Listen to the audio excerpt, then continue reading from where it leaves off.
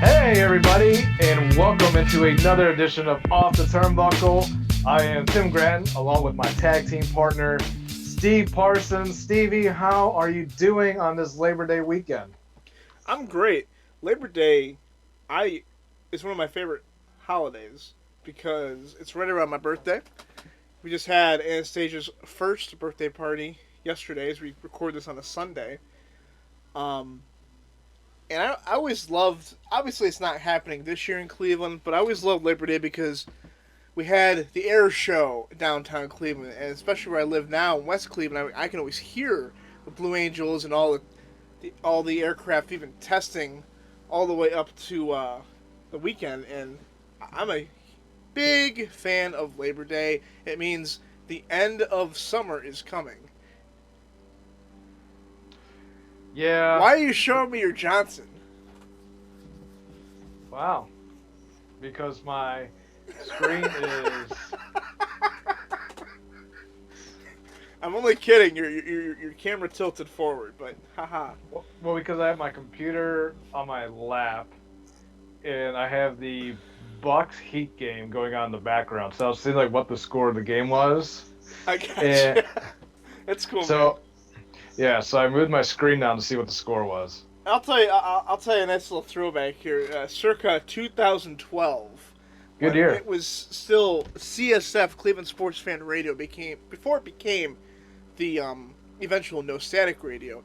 I was doing a podcast with Nick Sindelar and Oscar Wright. I think we were talking about Browns or something like that. It was around Labor Day weekend, and Nick's like, "What? Wow, you can really hear the airplanes. It's really good over here." And me and Oscar like, "Yeah, it's Labor Day weekend." He's like, "What does that have to do with anything?"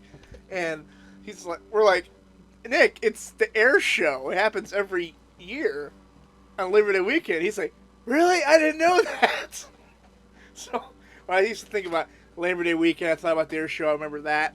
My first time ever was in that building, and of course, what it became the No Static Radio partnership, which led to the creation of this show, Off the Turnbuckle, which we are back, Tim.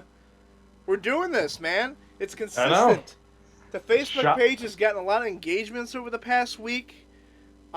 People are checking our podcast out on Anchor and on Spotify, and we're growing as far as the amount of outlets that we have the podcast on. And I'm really happy that people are listening and clicking our show and giving us a like or whatever it is. So we do thank everyone out there that takes a chance to listen to us, Tim. We're growing from counties to eventually states. Then we're going to go from states to countries, and then next thing you know, we'll be worldwide famous, talking about men in shiny underwear grabbing each other in a mat. And we're gonna talk about pro wrestling too. Oh yeah, yeah, that's what we're going to talk about. Okay. Get that? I got you there, Tim. I thought we were talking about November 3rd, Steve. Wow. Steve Walsh used to say, "Ah, ah." Night because they're on Tuesdays. It seems like now, right? It's a big NXT night. So, is this officially their new night, or is it just they're testing the waters because of NHL playoffs? I think they're testing the waters because of NHL playoffs. Okay. But I mean, I'm going to ask you right now, off off the top of the show. Do you like NXT on Tuesdays, or do you like them having to go head to head against AEW on Wednesday night? If I'm a pure pro wrestling fan and I just like watching pro wrestling, right? I don't want them competing against each other. I want them on their own nights. I want them on separate times, so it's not a conflict of interest. Or I have something almost every night to look forward to. Now, I don't know how to watch Impact right now. I think they're like on some website or they're on Twitch or AXS, whatever that is. I can't get Sounds that. greasy. I can't get that on my television, but I believe Impact is on Thursdays. So, if that is correct, I got Raw Monday, I got NXT Tuesday, I got Dynamite on Wednesday, I got Impact on Thursday, and I got SmackDown on Fridays. 5 days to get your pro wrestling fix. So if I'm a true, I want to watch everything. I don't have to worry about having to watch stuff back on DVR because it's hard for me to watch Dynamite and NXT because Wednesday night is the night I take my girls out to my parents, so it's hard to watch anyway. I'm always playing catch up on with those two shows. I don't always get to watch either of them. That happens too. But if I'm just speaking from a pure pro wrestling fan, not dogging each company, just want that pro wrestling content, I like it being on Tuesday night. I agree with you. I like having wrestling spread out on every night because I'm not gonna lie, I'm the type of person that doesn't like to channel flop between the two shows, and I think it's better for the business because having it on different days and different times, it makes you want to watch wrestling 5 nights a week and sometimes six. If there's a pay per view on Sunday, or for or not NXT, for AEW's case, you have a pay per view on a Saturday night. So I like it. I like the different days of wrestling to get your wrestling fix in, to have a few off days on the weekend.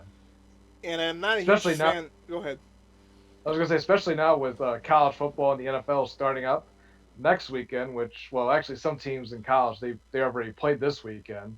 But when we go back to normal times, where we will have Ohio State football playing against a MAC team on a Saturday afternoon to start Well, out the season. Ohio State doesn't play too many of those games anymore, but okay. They've started to play more legit non-conference opponents. I remember when a team like Ohio State or Alabama, when they're playing these teams that are like, why are they on their schedule? Remember, it's that other team makes a lot of money just by coming to those stadiums, and that's really hurting those small MAC schools this year by not having any football, no revenue, none of that stuff. So that's an argument for another time. Everyone's always going to say, you're playing cupcakes. All you do is you got cupcake schedule. You're always going to have naysayers like that, whatever.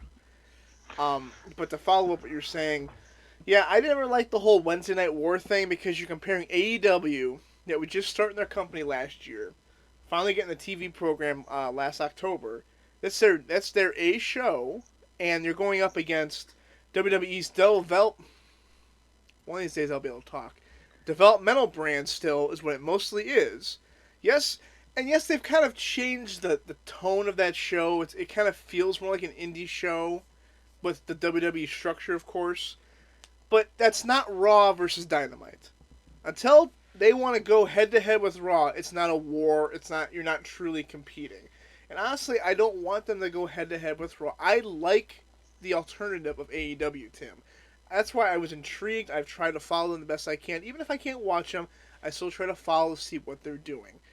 And there's several guys in that company who I've personally met over the years, and I'm pulling for those people, those individuals. So good for them. I'm glad that they're about to have the 1 year anniversary of them being on TNT, and I'm not one of those guys. Oh, I've been pro WWE since like what 96, 98, whatever it was when I started watching regularly. Screw any type of competition. I think the more options there are, the better it is for the fans, the better it is for the workers, the better it is for the employees trying to make a living in this business.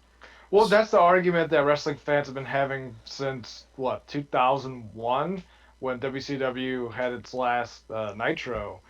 WWE, they monopolized the wrestling industry, where they were the only big name in town. I mean, yeah, TNA tried. They tried in like 2010 when they brought in Hulk Hogan and Bischoff and all those guys. When they were on, what was it, TNN at the time. So Spike, I believe they were Spike at that Spike. point. So now you have a second alternative WWE, and I mean, I watch AEW. I wouldn't say on a consistent basis, but I'll watch it as much as I possibly can, and I love the show. I love the different environments of what AEW puts out than compared to what WWE, where that's more of an entertainment base programming, where AEW, you're actually going to get wrestling matches and some good wrestling matches as well. Well, they do tell a better story as far as the wrestling goes. Having a guy like Jim Ross and Tony Schiavone on your commentating team, it helps. It gives you a little legitimacy, especially a guy like JR. And granted, he's not the JR of old, but I enjoy listening to him call a wrestling match still to this day. And you got guys like Chris Jericho, John Moxley, some legit guys from the WWE who know how. It's easy for these guys who have never worked in WWE just be like, oh yeah, well we're we're real wrestling. We're not like WWE. We're not. That's not our style. But guys like Jericho and Moxley, and there's a handful of others. Obviously Cody Rhodes, Dustin, who had been with WWE for it felt like 25 years. Brody Lee. And Brody Lee is another guy. Matt Cardona, obviously he just got there recently. He's another guy.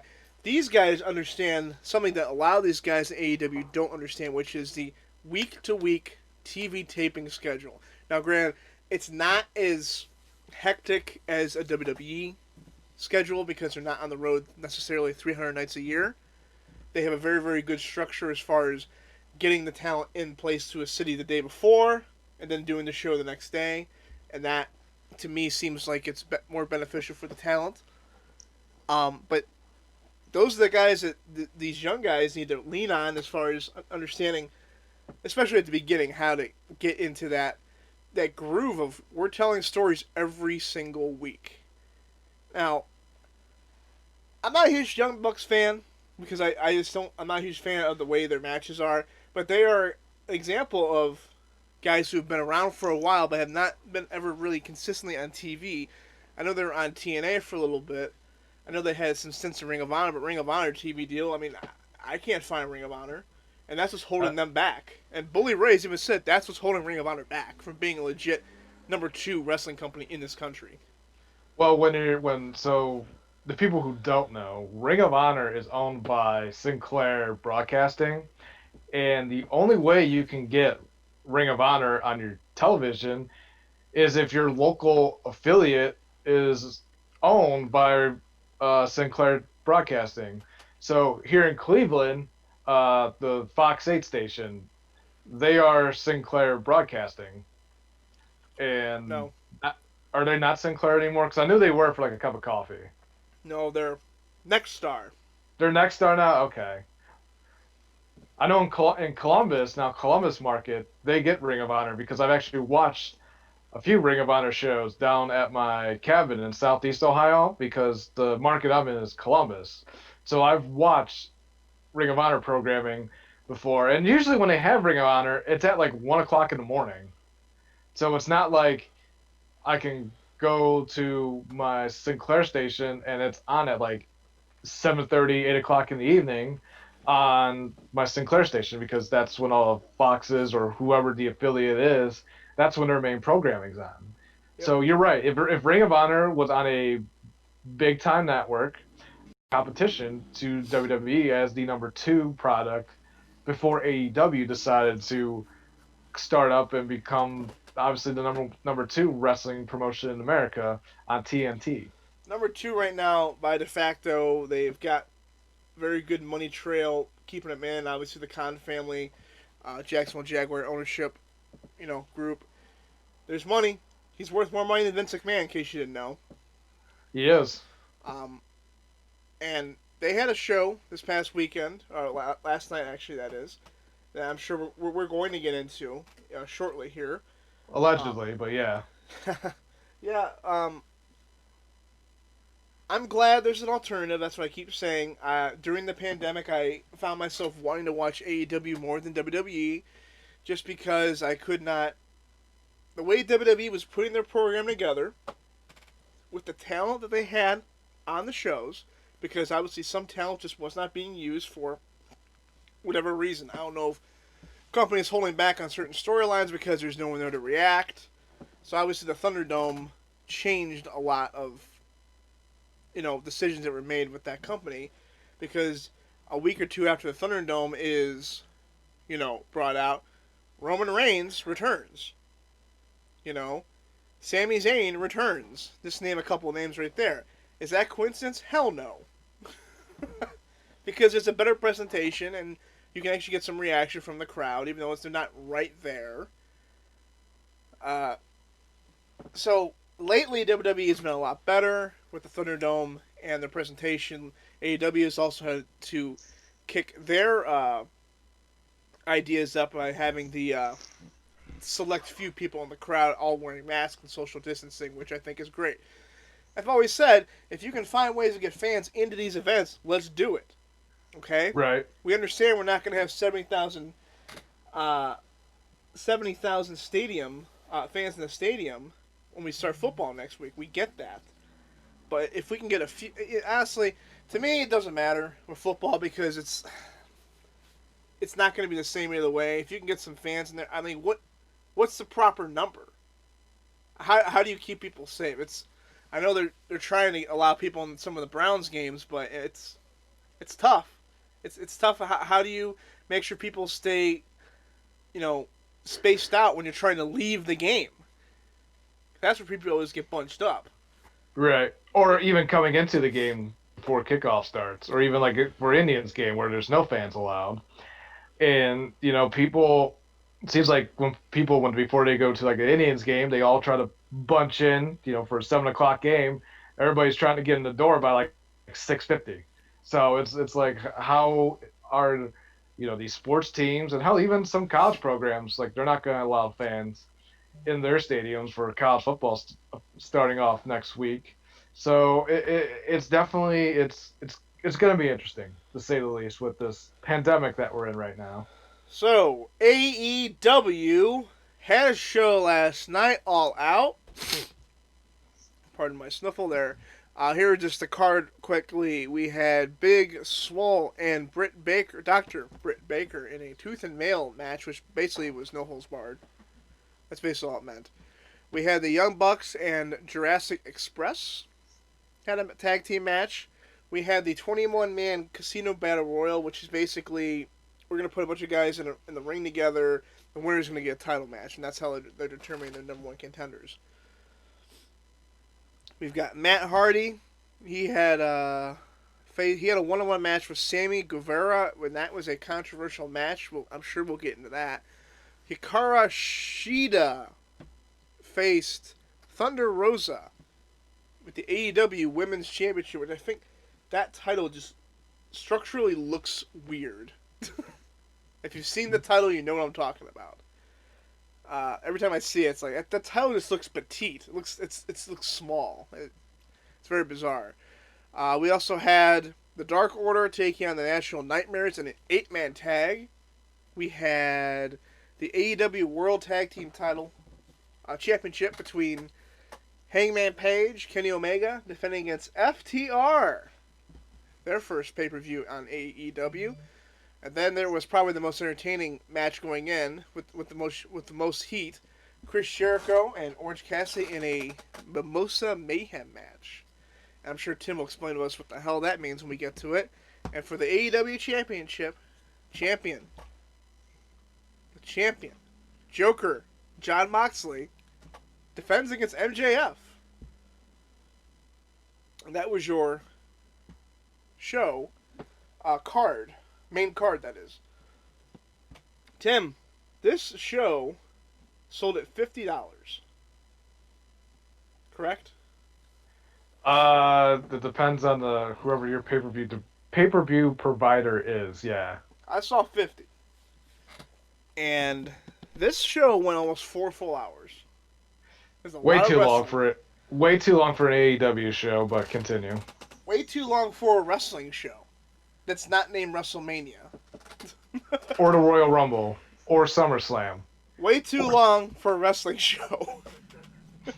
4 hours is a long time. A little bit. So, I didn't watch this show. I'm not going to pretend I did. Okay. So you're gonna say you didn't watch the show, huh? I didn't watch this show. Yeah. I had too much else going on. So yeah, I didn't watch this show. Oh, someone was tuckered out after a 1-year-old birthday party. Like someone was broke after a 1-year birthday party. I mean, it's not $10 like the WWE Network. This is a different era where they are charging per pay-per-view. Oh, it's like, okay, well, $50. Should I spend it on myself and watch wrestling for 4 hours, or should I go spend it on my daughter's 1-year birthday party? That's adorable. If you think I could get 4 hours to myself, that's adorable. You rarely get 20 minutes to do this podcast. We've been going 20 minutes so far. So let's talk about this first match here, Tim. Dr. Britt Baker versus Big Swole. Dr. Britt Baker had a pretty serious knee injury, if I remember correctly, or some sort of leg injury, where it kept her out of action for several months. And they found a way to keep her character relevant by basically using a fishing pole to give Tony Schiavone notes during the Dynamite broadcasts. Oh, how creative. Hey, it's something to keep her relative, right? And she's been feuding with Big Swole, who's been kind of hijacking her wheelchair for months, and they finally got a match here. Tim, what were your thoughts on this match? I mean, it was a fine opener. It's fine. I mean, I like Dr. Britt Baker as a worker. I think she's really talented in the ring. I just, it's my problem with having one too many diva matches or women's matches on the card. I like one. I think having two is a little too overborn. And this one was kind of just, it was okay. Nothing really to go home and get too excited about. Using the WrestleView.com recap for this, obviously because I did not watch the show, they right here, Big Swole gets the victory. She grabbed an oxygen mask to put over Baker for the finish. Baker goes to sleep. The referee calls for the bell. WrestleView also adds via Twitter, that's at WrestleView, Big Swole and Britt Baker, tooth and nail belonged on the buy-in. It was different, but stupid. What a waste of both talented women. They both deserve better. I mean, it just looks like based on this. They're using a lot of props from that you would see in a dentist office to try to incapacitate each other. Uh, I don't know. Okay, it's different. I felt, as much stuff was going on between these guys, a straight up wrestling match would have been a good one to finally first have that first match. You didn't have to go to a gimmick match right away. Personally. Well, in the era that we're living right now, let's do as much gimmicks as we possibly can. But yeah, it was fine. I mean, I'm not gonna lie. I was like at first looking at this card when it was finally finalized. I'm like, yeah, this might be a good show. But in reality, I'm not gonna be very nice about this show. Let's go on with the next match. Okay, we got the Young Bucks, which is Matt and Nick Jackson taking on Jurassic Express, Jungle Boy, and Luchasaurus. Let's see here. Can I go first? Oh yeah, go. Yeah. Too many flips. Sorry. Flips or kicks? Too many flips, too many kicks, too much. It was just a spot fest. Well, there's no storytelling at all. They kick, and they do flips, and they no sell, and they kick more, and they they won the match. Rest of you kind of agrees with what you were saying there, Tim. Young Bucks versus Jurassic Express spot fest with the winners at no surprise yawn. Yeah, it was, and Luchasaurus. Like, I mean, I like him because obviously he's a big guy that can do a lot of cruiserweight moves. But he's been around for like how many thousands of years he's been around, man? He's been around Millions since of years. yeah. I mean, he was still around. He was still around when the Ice Age was here. So it was like they said, it was a spot fest. No storytelling whatsoever. It's kind of a yawn. Well, Young Bucks, I know AEW is big on their win-loss record. Their win-loss record hasn't been that great, so it was a match they needed to win. So good for the Young Bucks. Obviously, they're setting up them and FTR to have a match at some point. It's gonna happen, but I really think that match is being prolonged for an actual crowd. I think if we had a crowd, absolutely, people would pop for it. But when you only have like 15% of a place that holds about 5,000 fans, there's definitely going to be obviously not a lot of crowd behind it because you can't hear what the crowd's chanting. Exactly. They're pushed way back up into the bleachers, not close to ringside. Exactly. So it was. What did you expect? Do you expect the classic tag team match? No. It was just a spot fest. Okay, next we have the 21-man Casino Battle Royal. To my understanding, it's just a traditional Battle Royal. Winner of this match is going to receive a one-on-one championship match. Notable participants: Darby Allin, Lance Archer, Brian Cage, Ricky Starks, Pentagon Jr., Ray Fiennes, The Butcher, The Blade, and Eddie Kingston. It's a battle You, royal, so did you know? go ahead. Did you know I got invited for this 21-man battle royal? Did I tell you that? You did not. You left that out, Tim. The Tim. I mean, my invite was in the mail, but apparently it got lost somewhere. Apparently they sent my address to they put Virginia down, not Ohio. So yeah, I was told I was gonna get an invite, but it went to the wrong house. Yeah, I'm just reading some of this recap, trying to figure out where to go. The winner is Lance Archer, who, Lance Archer is a haha. Every time he shows up on anything in pro wrestling, he's hyped big because obviously his size helps him. And right now they have Jake Roberts in his corner. They're going very old school pro wrestling where every heel seems to have a manager right now. Which Go ahead. which I love, by the way. I love the heels having a manager. With Lance Archer, with Jake Roberts. Brian Cage with Taz. I truly enjoy it. Guy like Lance, winning this match. I'm glad to see someone with size having a chance to go up against go for the heavyweight championship. So I'm looking forward to seeing Archer get his opportunity to go up and face Moxley for the AEW World Heavyweight Champion, or whoever that champion may Sure. be.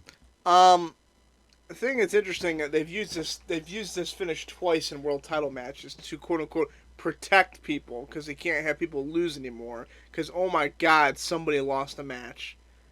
They've done this twice now, where the quote unquote manager on the outside has throws in the white towel to end the match.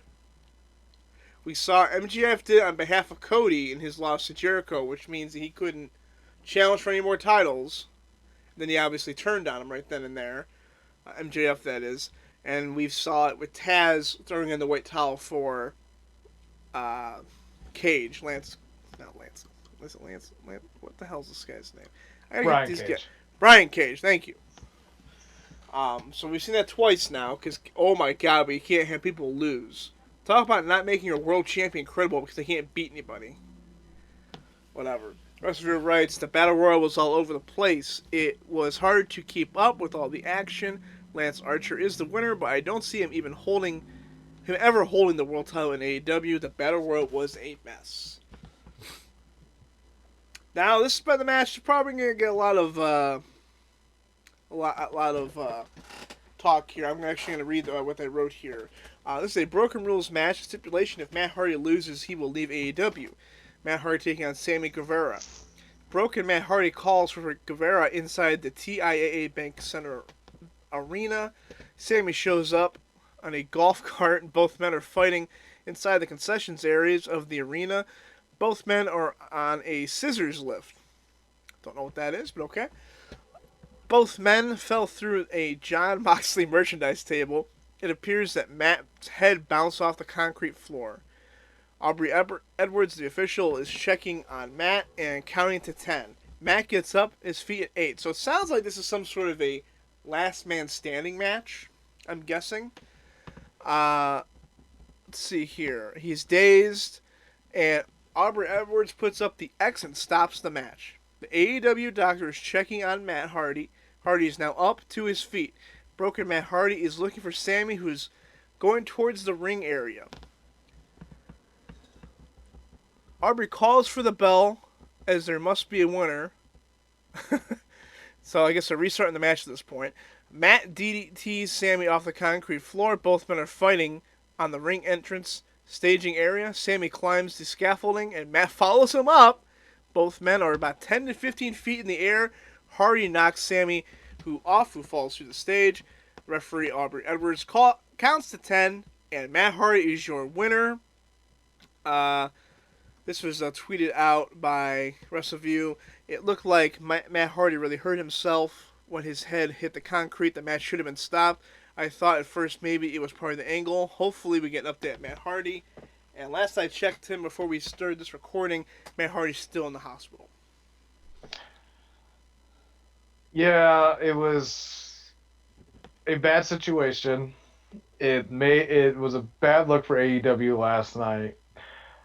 This is where I think the one thing that AEW I think needs to do is to hire more experienced referees because Aubrey Edwards, I mean, yeah, she's been refereeing for about 5 years, but they need more referees who have been involved in like television wrestling, not indie wrestling where stuff like this doesn't happen a lot. I mean, granted, this is an incident that doesn't happen all the time either, but I just feel like a veteran referee should be the one in charge of this match, and you won't be getting the backlash of what people.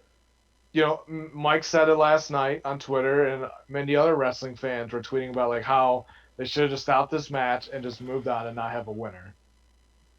And then you can pick it up and continue the storyline, not put Matt Hardy in a bad situation like that. So let's be fair here. If this is Triple H, are they going to stop the match?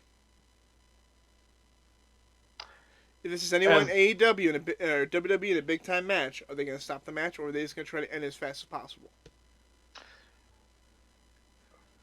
Why is AEW held under this higher standard? The Undertaker doesn't even remember the Brock Lesnar match because he got concussed so early in the match. Right? Right. So, I think it's easy to criticize. And my initial reaction last night was the same, but I had some time to kind of reflect on this. They did get him in a good position. They tried to... Now, granted, maybe you shouldn't have him climb up a 15-foot scaffolding. That was probably not good. But at least they did try to end it as fast as they could. So, just because having a better referee, that doesn't change the fact that his head went off the concrete.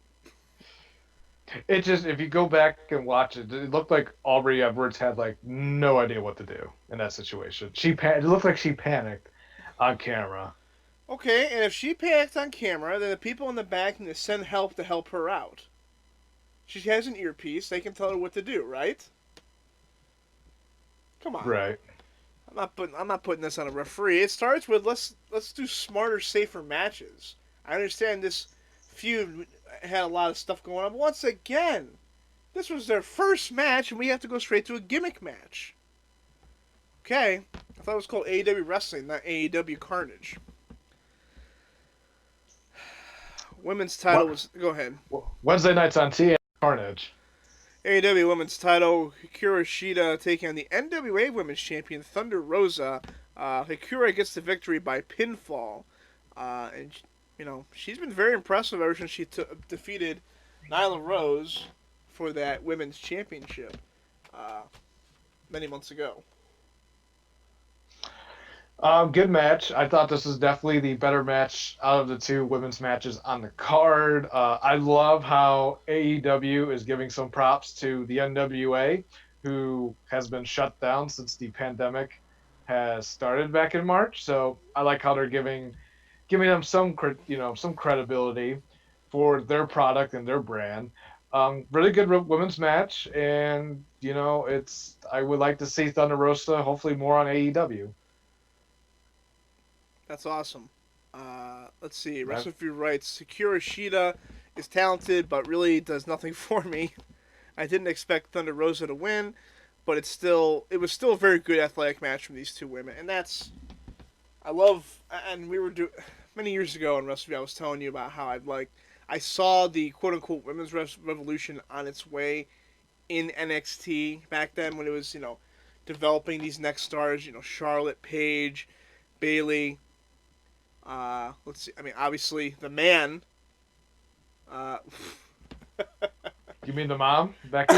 Becky Lynch, excuse me, and Sasha, who obviously became the Four Horsewomen. I mean, there's a beautiful thing, the good put together women's wrestling matches, and from what you're saying and what WrestleView's even saying, that was one of them last night. Yeah, very, very good, solid match. So we got the setup for Dark Order and the Natural Nightmares. Cody, I guess we're not calling him Cody Rhodes in AEW. He was the inaugural AEW champion for quite some time before he was defeated by Mr. Brody Lee, also known as Luke He was Harper the from hold WWE. on, hold on. He was the TNT champion. What I Let's say? not. You What said AEW champion. Oh, okay. Thank you for correcting me. He was the inaugural TNT champion. Let's not sound like Marks on the radio, Steve. Come on. We're not on the radio, so. Which, of course, the TNT Championship looked like garbage because before they had a chance to finish the title is when the pandemic started. And they finally made it look good for him. They gave it to Mr. Brody Lee. And I'm pretty sure they killed Cody. They killed Cody because he hasn't been on TV since. And I think he had stretchered out that night. So Yeah, his buddies. Go he ahead. got the stretcher. He got the stretcher job on that night. Stretcher job, yes. I have thoughts on SmackDown when it comes to stretcher jobs. He hasn't been on since, so his family and friends were going to fight the Dark Order in this match. This match consisted of, as far as Dark Order, it was his brother Dustin, QT Marshall. I don't know what the relationship. First, okay, Tim, I don't know who QT Marshall is. I don't know the relationship between the Rhodes fan or the Rhodes family, whatever you want to call him, and QT Marshall. Can you tell me who the heck this guy is? Pretty much when so Dustin was working with different talents Yes. for like a tag partner, and I mean he worked with Sonny Kiss along with many others, but this was the one that stuck out with Dustin. So they've been tag teaming So for about. this is a tag team partner. Okay, no like a relationship to the family or anything. No, like they're that. not. They're not like distant cousins or anything.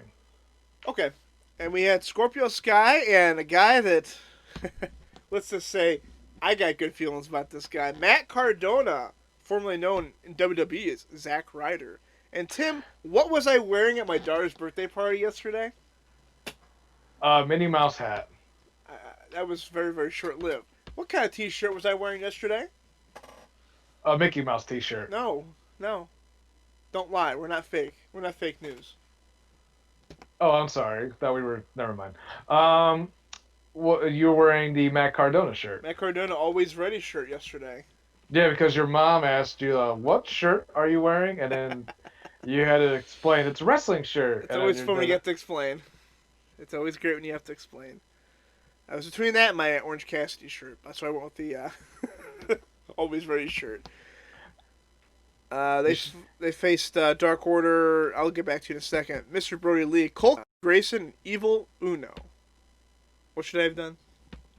You should have with that Orange Cassidy. Is it the Orange Cassidy shirt with his face on it? Yes. You should seriously. I would put your own face on that T-shirt and see if anybody would notice. That's so weird. Have you wore that shirt to work? I've worn it underneath like a sweater or something like that. Oh, you gotta show it off someday in the office. Yeah.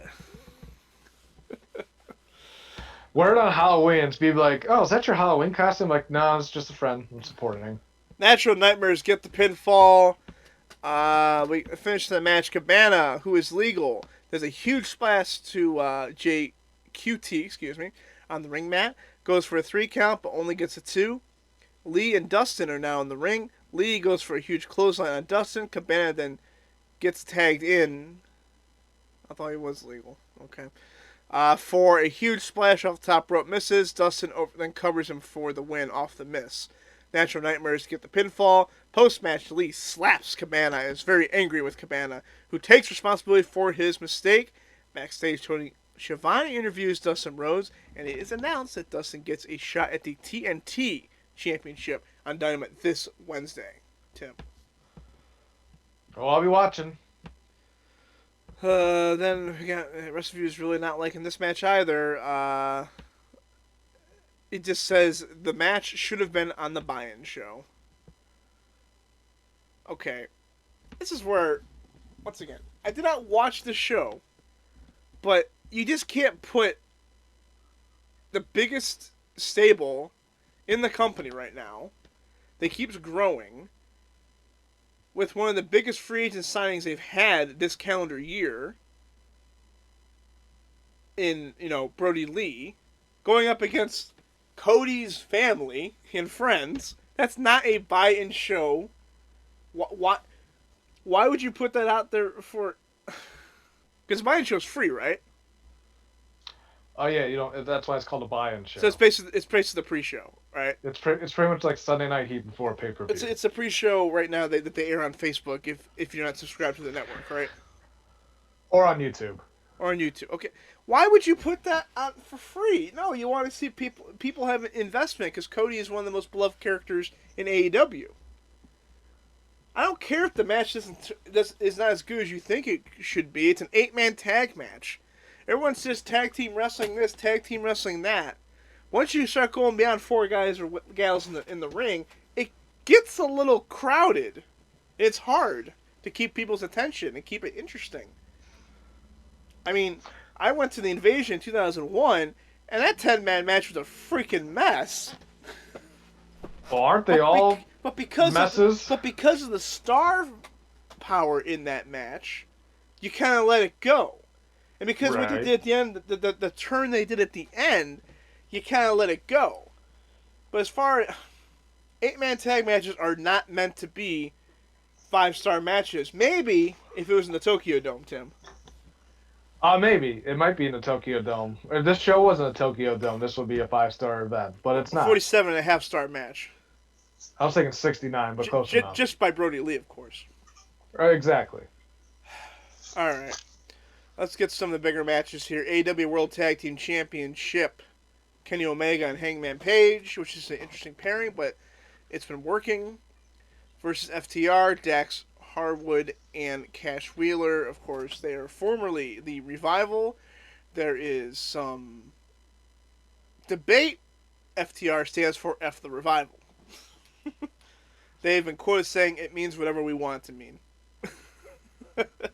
Okay. Well, that might just be your dead giveaway answer there, but they are. Saw this coming.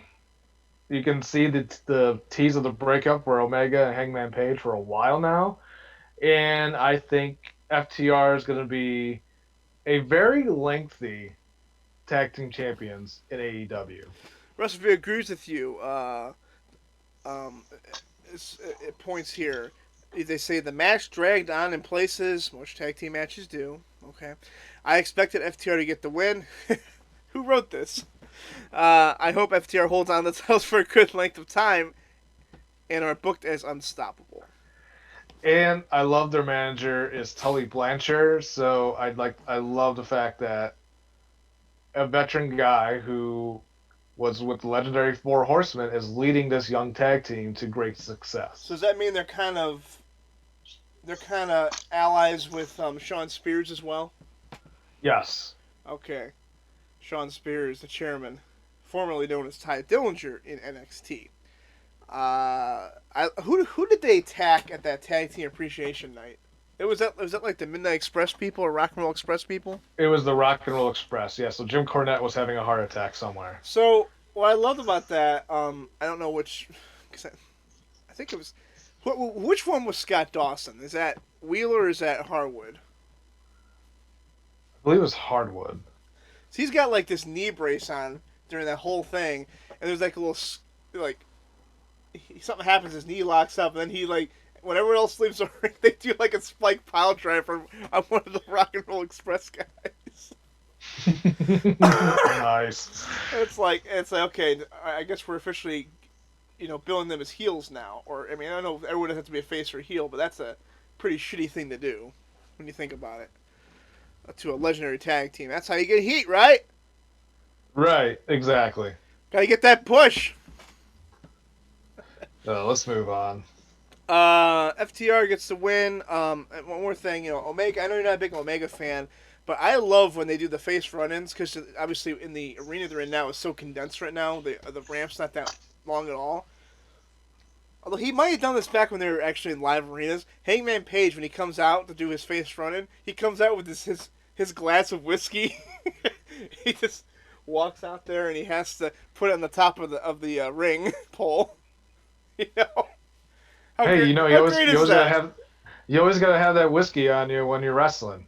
Yeah, man, I just love how he always has it with him. He's like that character from uh, what's that show you love that I don't watch? What, Trailer Park Boys? Yeah, Yeah, he's like that guy. he's like Joe always has a drink on him. Yeah. But speaking of drinks, Steve, you ready for our next match? Next match. Yeah, go for it, Tim. Set it up, All right. bro. All Tell me right. what the rules are. So we had a Mimosa Mayhem match between Chris Jericho, Le Champion, Chris Jericho, taking on Orange Cassidy. So the rules of this match is there's no countout, no rope breaks, no disqualification. You can win by pinfall, submission, or you can throw your opponent into a tub of mimosa. How big is this tub? Was it like wide, It was like tall? I mean, it was like a hot tub size. So was it like the height of like what a casket would have been outside the ring? Like Yeah, a casket match. It was pretty much the same level height as the ring is to the tub. They're about the same height. Okay. I didn't know if it was like you had to go on the top rope and. It wasn't like jumping into a kiddie pool, Steve. Oh, did we do any superplex off the top rope to break the ring in this show? We did not. Oh, No. okay. Okay, Orange Cassidy gets the victory. As soon as I heard the stipulation of this match, I'm like, Jericho has to go in that tub. He has to. Oh, you knew going into this match that Jericho wasn't winning. So he hasn't been champion since March, or January, February. Since February, This yes. is WWE rules come into play here. Championship is not always what makes the superstar, because everything Jericho has done since then, he's still probably the top star, most interesting wrestler in the company, because this feud with Orange Cassidy has been gold. It's been very, very good, and they've now put a guy on the map that months ago probably was never even thought of even being thrown in the ring. Right. Oh no, this match, I think this was the match of the night. Two great workers. I mean, when the Orange Cassidy character debuted on my TV, I'm like, what in the hell is this? The more and more I appreciate it. And I think that, Orange Cassidy is definitely a guy that is on the up in AEW. And I don't know what's next for Chris Jericho, because I think this was the end of the feud between these two. But if they continue the feud, I would be very happy with that. This is probably it for these guys, at least for right now. The finish of the match says Cassidy hit Jericho with a running PK. I guess that's a power kick? I'm not sure. Cassidy goes for the 3 count, but only gets a 2. Cassidy then super punches Jericho, who is on the rope, and he falls back into the tub of mimosa. You ever had a mimosa, Steve? No. You know what's in it? A lot of alcohol. No, well, not a lot. It's champagne and orange juice. I figured I definitely had orange juice in it, because he had the orange juice dumped on him. Yeah, usually you get a glass of champagne and a splash of orange juice. It goes good together on a Sunday brunch. Rest of your rights, Chris Jericho versus Orange Cassidy. Am I watching WCW 1999? Sounds like whoever was on the Twitter handle of WrestleView was not a fan of the show so far. I was going to say, Adam Martin, is this you? No, oh, that's right. No. I'm kidding. We love Adam. He doesn't work for them. AEW. Well, first of all, the commercial airs for the next pay-per-view, Full Gear, Saturday, November 7th. So this is a 2-month jump between pay-per-views. I think that's the quickest turnaround between pay-per-views and AEW so far, to my knowledge. Well, at least it's not on a Halloween weekend, so I'll be able to watch it. Why would Halloween weekend have anything to do with it? Oh, you know. No, I don't. I'll tell you after the show. Okay, the AEW World Heavyweight Championship, Jon Moxley versus MJF. Jon Moxley's paradigm shift is banned. How is this not WWE booking again? This is very WWE booking-esque. So is this because MGF was injured because of the move that when he did it to him several weeks back? Is that why what's the backstory here, Tim? So the backstory is when they did the contract signing, MJF wanted that in the contract, saying that Moxley cannot do his finishing move on him. And Moxley agreed? And Moxley agreed, yes. There's a lot of stuff going on here, but basically, referee gets knocked out. There's a lot of interference from Warlow, who you obviously had some interactions with him when he used to be an indie wrestler in Cleveland, way back when, Tim. I did. Very nice guy. He was nice to me. That's good. We like nice people from Cleveland. He hits the paradigm shift when the referee's out. He gets the victory that way. So does that mean we're going to get a rematch between these guys, like on a Dynamite in a couple weeks? Who knows? I mean, this is MJF's first loss in the company. And he couldn't lose the right way. We had to protect him. How is this not WWE again? So don't tell me AEW does everything better when you're doing the same things WWE does as far as protecting talents. I mean, this match was okay. I thought it was going to be better between these two guys, but it was just okay. So, it also says here, Moxley gives Lance Archer and Jake Roberts, who are watching from their seats, the middle finger, as he celebrates the win as a crowd goes happy, home happy, and the show goes off the air. So, overall, not the best AEW pay-per-view that they had. Real quick. Rest of your rights, Jon Moxley's paradigm shift banned. He wins a match. I did not expect MJF to go over because I don't think he's world championship material. Moxley, however, isn't either. The finish was blah. So just give Chris Jericho the championship then. I don't have an issue with Jon Moxley as champion. I don't either. I'm just shitting on the writer here saying that, Jon Moxley is not championship material. Well, who else is championship material? Once again, you can't have it both ways. If you say, I don't like the title being tossed around like a hockey puck, but then you try to keep a title on just two guys one calendar year, and you can't have it both ways. You cannot, Stevie. The reviews of this pay-per-view was not very good. Oh well, they'll try to get it in 2 months. Yeah, you win some, you lose some pay-per-view results. Stuff happens. Let me see this poll they have on Twitter. I'll just vote thumbs up just because you have to put a vote in to see what the results are doing. And it's loading. AEW obviously will be back on their normal night this Wednesday. AEW Dynamite on TNT. I know they've been getting moved around a little bit lately because of the NBA playoffs.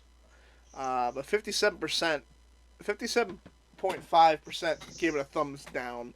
42.5% gave it a thumbs up on this AEW Dynamite. No, All Out 2020. Wow, apparently you thought you were watching a Dynamite show. Okay. I wasn't gonna say that, but yeah. So that was AEW. Check them out again on Wednesday night. They'll be by themselves again because NXT is on Tuesday again this week. They are actually going to try to crown their new NXT champion. They had that fatal 4-way Iron Man match, which ended in controversy. Is it my boy Pat McAfee? He didn't get involved. At least I don't think he got involved. It ended with Finn Balor and Adam Cole each having 2 decisions. Gargano and Tommaso Ciampa. Sorry, I forget his name because he had been around for a while. They both had one fall, so they're going to do a one fall to finish match between Adam Cole, Bebe, and Finn Balor this Tuesday night for the NXT Championship. Very nice.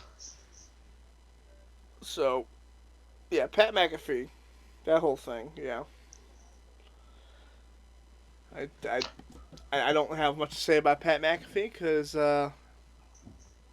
he looks really weird in that suit short thing he had wearing at WrestleMania that one year, which made Michael Cole lose his voice. Oh well, you know, Pat's a weird dude. Good dude, but a weird dude. He's a punter. He was. He's a punter. All-pro punter for the Indianapolis Colts.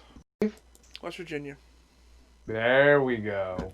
Where they go to college? I don't know. Mountaineers. Which one? Appalachian State?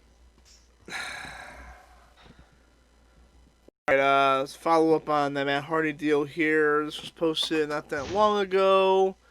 Matt Hardy still hospitalized. His wife, Rebby, is providing an update medical condition. They need an additional imaging done after his CT. He's still at the hospital, 1,000% concussion. Gee, I wonder, could it be because the company is trying to justify and protect themselves from backlash, or the family with no stake in who now has to deal with the repercussions? I guess we'll never know. So she is blaming the company. AEW President Tony Khan did release the following statement. The doctor did clear him. Matt did not pressure him. And Dr. Sampson... Oh, not Dr. Sampson again. You remember that name, Tim? Oh, I do. He would not be pressured into clearing anyone. He's pulled people from our shows without hesitation, whether it's been over something with a blood test or with an injury. He's really strict about that stuff. And that's why when people have injuries that he didn't feel comfortable about, people do physicality or wrestling with, we never put those people out there. So I would never have gone against the doctor's decision, and most importantly, Matt would not have been able to overrule the doctor's decision and with a doctor himself or me. So that is what happened. The doctor cleared him, which is the first and foremost important thing. Matt also did want to continue, but the doctor cleared him. That's good. Excuse me, I got something in my throat there. So, at that point, when the doctor cleared him to continue, Matt clearly wanted to continue, and that's why we continued. So, that is the horse they're going to die on right now. Sounds like it. It's not the Rona. Let's see. Payback, we thought it was a pretty decent show, I thought. Monday Night Raw, the night after, actually I thought was a very entertaining episode. They scrapped the we were talking about because apparently during that match, Rey Mysterio tore a bicep or a tricep, excuse me. So he's out for a while. He was still on the show, and they wanted to do a series of matches that was going to lead to a triple threat match at the end of the night to determine the number one contender for the WWE World Championship at the Clash of Champions. The first match was Keith Lee defeating Dolph Ziggler. The second match was Randy Orton defeating Kevin Owens. The third match was Seth Rollins defeating Dominic Mysterio. Now, do you see, after the match, Tim, they kept putting the camera on Angie Mysterio, like over the top. Uh-huh. I don't understand where they're going for that. Other than saying her mother's upset because her son lost the match. Oh wait, he hit him with a second curb stomp after the match was over. That's why she got upset. So, like, I thought this was over between Seth and the Mysterio family. Who knows now? Who knows what they're going to be booking. Seems like they're just going to push storylines until they get last every ounce of juice in a storyline.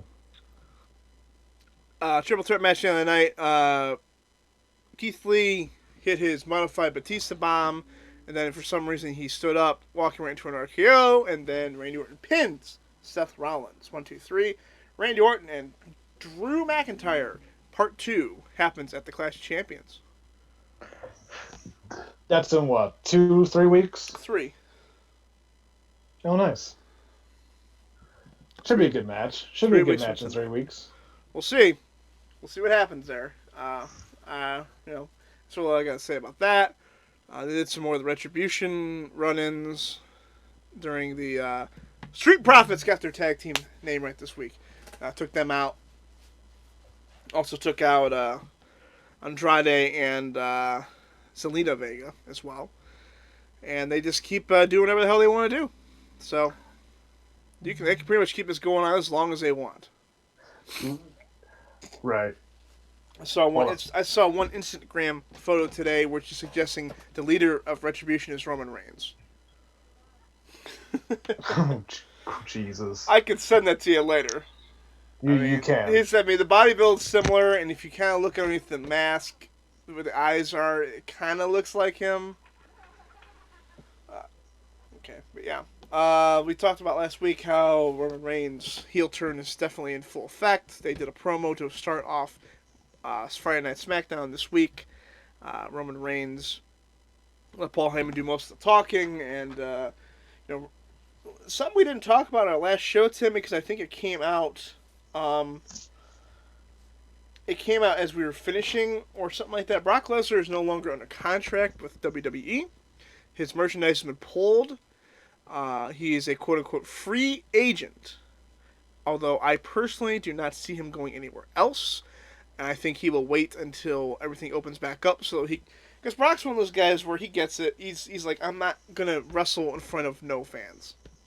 Right. He did the job for Mac. He did the job, got McIntyre, because that's what he's been doing lately. Is he's been doing a good job working with the younger talent, putting them over, shit like that, and finished his contractual obligation with the company, which actually did expire at the end of WrestleMania. But after 6 months of negotiations, they decided not to come to a new agreement at this time. If he chooses to continue to wrestle, I don't see him showing up in AEW though. I don't think he's not going to AEW. I don't think they can pay him what Vince can pay him. No, and he's a WWE lifer. He's not going to go anywhere else. So we can stop speculating, saying, "Oh yeah, Brock Lesnar's going to come to AEW." No, that's not going to happen. And I don't think even, just my guess, does that AEW locker room even want a guy like Brock Lesnar? I mean, we've heard stories that how he's not the nicest team player. Well, I'm also hearing stories lately that it's actually not as bad as I once thought it was. I mean, he's probably getting better now. During the Undertaker series, it was revealed that when he got hurt that night, 2 people followed the ambulance. It was Brock Lesnar and Vince McMahon. While WrestleMania was still going on. So moments after the streak was ended, that great moment was given to him. He was more concerned about the man over the business and the job. So, and I've read some things lately and seen some other videos that maybe he wasn't as bad as I thought he was. I'm still not a huge fan of how he's used on television, but I just do not see him going anywhere else. I don't see him going anywhere else either. He's a WWE lifer. So that sets up the Paul Heyman swap to Roman Reigns, and Paul Heyman kind of beat around the bush in his promo, said how he was thrown off the side, and he needed somewhere to go, and it's not me corrupting Roman Reigns, it's actually Roman corrupting me, and Roman's why he feels this way is because he felt he was turned on. He didn't get a thank you from the fans or management when he came back from cancer, and when he asked for a little bit of time off, he was given a bunch of he just didn't like the response he got. So he's here, he's a champion, and you better deal with it. And I did like the crack that Paul Heyman made about Michael Cole and dang, what's the other guy's name? I should know this. Who's a color commentator? Damn. I see his face. Corey Graves. He's like, we're not going to mention the guys in this fatal 4-way match because, but I'm sure the resumes will be sold by Anderson Cooper and Carmella's next boyfriend.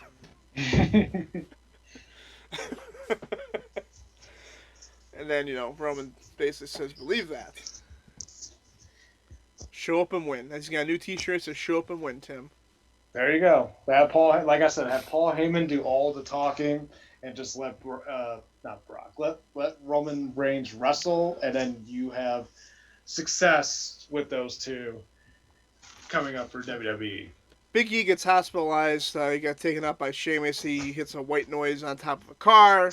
So Big E was in that fatal 4-way match, and then they need to find a replacement for him. My favorite part about that whole segment is Sheamus is doing the post segment interview, and literally over his shoulder, you're seeing Big E getting loaded onto the stretcher. That was very good production right there. Which WWE's production normally is pretty top notch, but that was just a good creative idea as far as visual. Just seeing stupid smirk on his face. Big E's getting put into the stretcher. So obviously Big E will come back and they'll have a nice little return match from their payback at some point, I would imagine. Let's see. So they actually determined that Jey Uso would be coming in this match as a replacement for Big E. Jey Uso, of course, the cousin of Roman Reigns.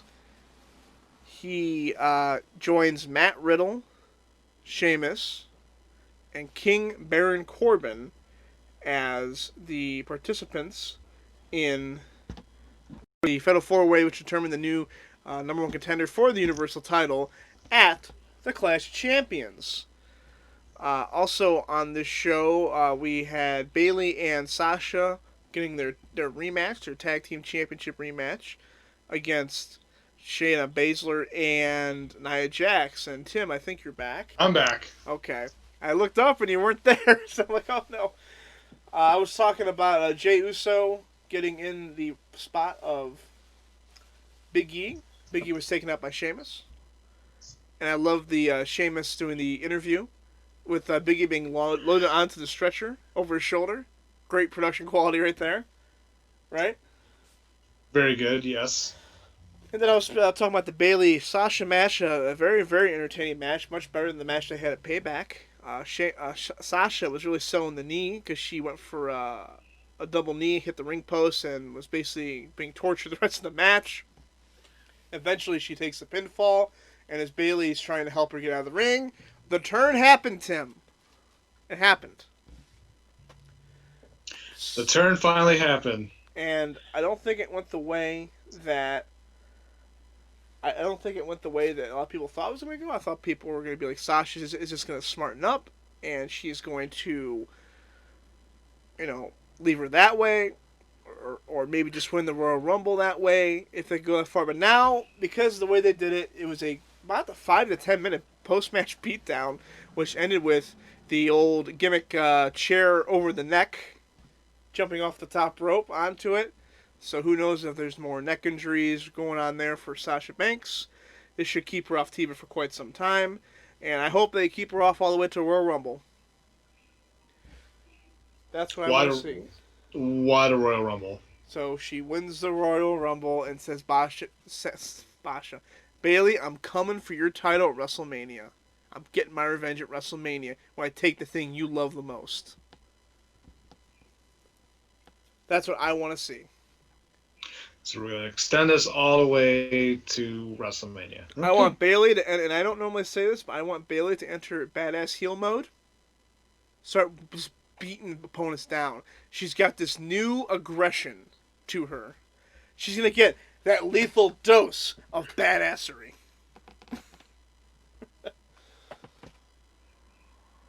Lethal dose of badassery. Okay, I can see that. Badassery.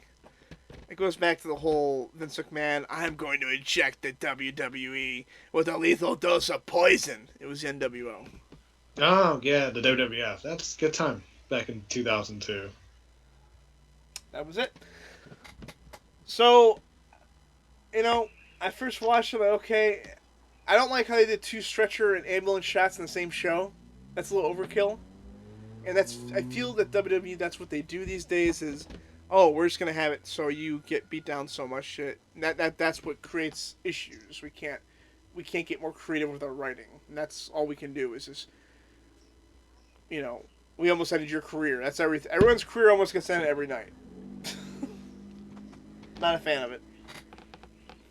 But that was that. I mean, obviously I'm a big Bayley fan, and I love Sasha in the ring. She's a very, very, very good wrestler, and she almost single-handedly carried that tag team match. And that's not against any of the other three ladies in the ring, but she was just that much better as far as selling that injury and getting when she did get the offense. And oh, is she gonna win this match? It was by far the most entertaining match they had all night. Very nice. And we can jump to the Fatal 4-Way match, which is what we care about. And Jey Uso gets the victory. Jey Uso versus Roman Reigns at the Clash of Champions for that Universal title. Didn't see that coming. Did not see that coming either. I mean, we know what you used to say about the Usos. The Usucks? Yeah, I remember what you used to say. No, you said they were boring all the time. Usos are boring. Yeah, back when they were doing that chant thing every time, and they finally dropped that. Yeah, then they had a heel run, and then they've been kind of back and forth. Well, I can give people a second chance, Steve, and I will give this Uso a chance in a single run to face up against his cousin coming up in 3 weeks. Yeah, I think it's gonna be a squash. Wow, you're already just gonna say, yeah, we're gonna have a squash match. Championship, yeah, we'll give him a squash. Let's not even make it a competitive match. The idea behind this is we're trying to make people think Roman, he's legitly not a nice guy right now. So he's going to beat down his own cousin. His own flesh and blood, damn it. So we'll see how it goes. Once again, comes back to him incredible baby faces for him to feud with. Is the only way this is going to work. And I'm not a fan of him being turned heel right as pediatric cancer month and cottage cure stuff is being thrown out there, and you can't even mention him. Nope. So he's a heel. He doesn't stuff. It doesn't. There's not a lot of continuity if you do it that way. So that's what happened in WWE this week as far as programming. They have obviously a lot more shows this week. I like, for the most part, I like where they're heading I like where they're going for the most part for most of their storylines. A couple stuff I don't care for. And we just gonna have to watch it and see what they do as they got the Clash of Champions in 3 weeks. That's all I have for wrestling. Wait a minute. Unless I'm missing something. Oh, you are missing something. What am I missing? Vince McMahon? Not about this. Not about WWE programming or what you're seeing on TV. Vince McMahon? Did you see well, it involves Vince McMahon, but did you see the news that broke out over Friday? Well, yeah, now the full letter's actually out there now. That all talent have to terminate their third-party businesses in 30 days. This is the letter. Okay, I'm going to read. Regarding the reinvention of our product, it is imperative that we promote and protect to our company. It's imperative that these activities be terminated within the next 30 days, so by Friday, October the 2nd. Continued violations will result in fines, suspension, or termination at WWE's discretion.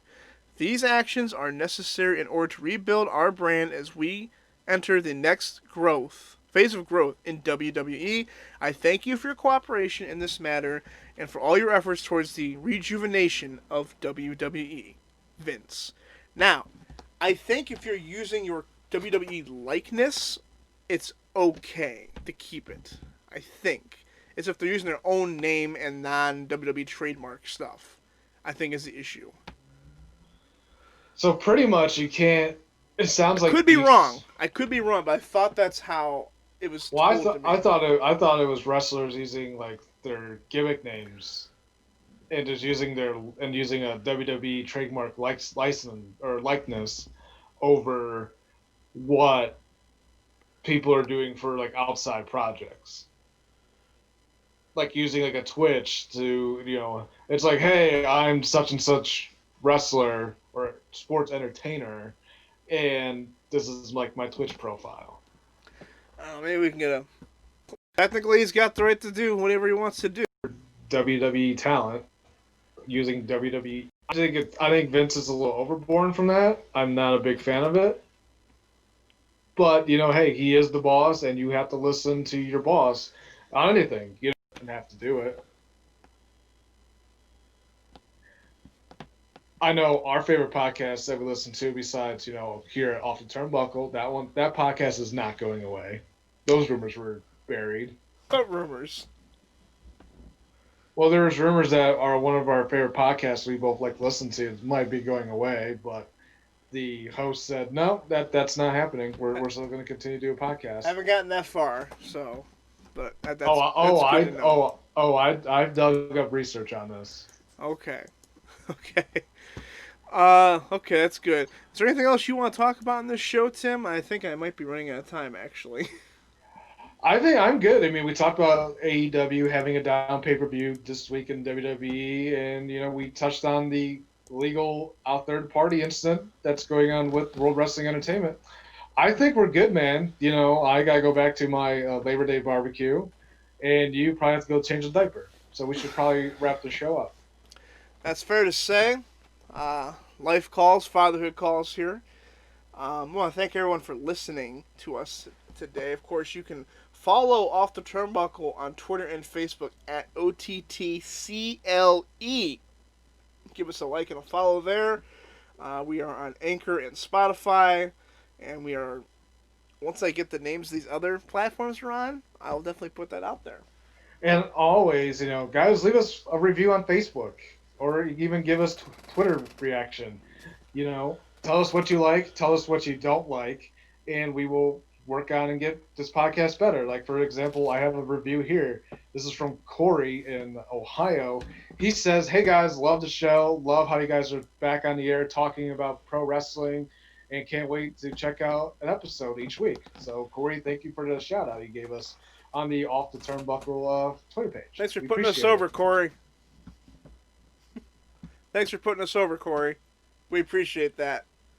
Especially with that Tim Grattan ego. Oh, I don't have an ego. Why? Everybody thinks, I have an ego. No, I don't have an ego. Yeah, you and Trevor Bauer don't have an ego. I agree with that entirely. I mean, we're best friends, so it's fine. So, I am on Twitter at Steve Parsons 15. If you want to heckle me, you go for me there. I am on Twitter at Tim_Grattan77 on Twitter. That's where you can also check out my baseball articles covering the Cleveland Indians for Sports Radio 92.3 The Fan. Yeah, Bieber was pretty dominant today. Only went 5 innings, but very dominant today. Improved to 7-0, Tim. Amazing. Your AL Cy Young Award winner. Is there anyone else at this point? He's been phenomenal this year. He might even get votes for MVP in the American League. He's been that dominant. It depends what the other offensive guys do, honestly. I mean, I wouldn't rule that out, but I mean, if someone else has a really good season offensively, it's gonna be hard to overcome that. He's been great this year. Good for him. Shane Bieber. He's been fantastic this year. He has rose to the challenge of being the top guy, and I will say ace. And not every team has an ace, but right now the Indians do with him. They do, and this Indians trade that they did with last week with Mike Clemenger looks like it's hasn't missed a beat yet, so we will see. But that's going to do it on today's show. Steve and I say thank you very much for listening. As always, follow us on Facebook, OTTCLE, and on Twitter at the same handle, OTTCLE. So for my tag team partner, Steve Parsons, I am Tim Grattan. Enjoy the rest of your Labor Day weekend, and if you listen to us sometime after that, enjoy your work week, and we will catch you guys down the road. Believe that. See ya.